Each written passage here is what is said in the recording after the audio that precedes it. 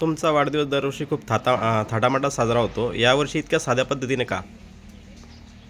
आम्ही गेल्या अनेक वर्षापासून वाढदिवस साजरा करतो. वाढदिवस हा आनंदाचा उत्सव असतो आणि तो केलाही पाहिजे प्रत्येकाने.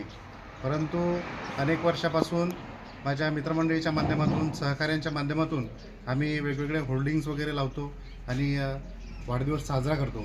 परंतु मला असं वाटतं की आपण सामाजिक दायित्व म्हणून एक समाजाचा कुठेतरी भाग लागतो आणि आपण सामाजिक कुठेतरी जाणीव जोपासली पाहिजे.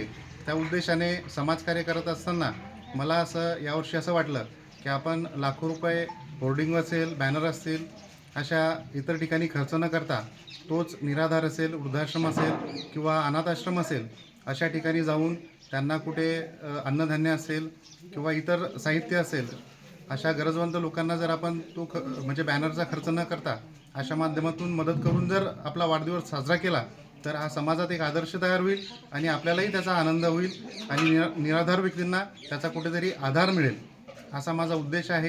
त्या माध्यमातून आम्ही हा उपक्रम राबवला आणि याही पुढे असाच वाढदिवस आम्ही साजरा करावा अशी माझी इच्छा आहे.